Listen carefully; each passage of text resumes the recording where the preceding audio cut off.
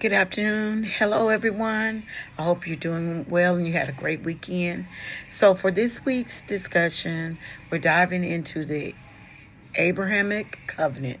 And then the main question in this covenant in Genesis 15, different from the one in Genesis 17. I've written down a couple of things and I want to see what you think. After reading through both chapters and reviewing the course material, I personally believe that they're not two different covenants, but rather two parts on the same covenant, shown at two different stages with different details and purposes. Let's start with Genesis 15. In this chapter, God comes to Abraham in a vision and reassures him that he will give him descendants as numerous as stars in the sky. Abraham believes him, and the Bible says that his faith is counted as righteousness, which is huge. Then we see this really symbolic moment where God tells Abram to bring animals, cut them in half, and lay them out. God himself, represented by a smoking fire pot and flaming torches.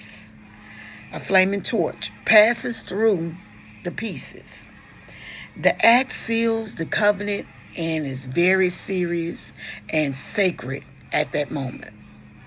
This part of the covenant focuses on the promised land and descendants, God's commitment to bless Abram's future. Then we jump to Genesis 17, and things get a little deeper. This is where God changes Abram's name to Abraham, which means father of many nations. He changes Sarai's name to Sarah and introduces circumcision as a sign of the covenant. So while Genesis 15 is more about God's promise, Genesis 17 adds a sign and some expectations for Abraham and his descendants to follow. Some people might argue that there are two separate covenants, but I think that in this case, it's more like Genesis 15 was a foundation and Genesis 17 as a continuation, or like the next chapter in the same story. God is unfolding his plan in stages, which makes sense considering cultural and historical context. Covenants back then came in steps. First the promise, then the sign, and then the expectations.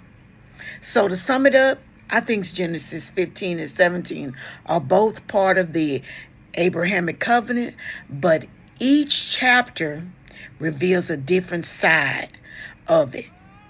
Genesis 15 shows God's faithfulness, his grace, and Genesis 17 shows the responsibility and the physical signs that confirms that relationship.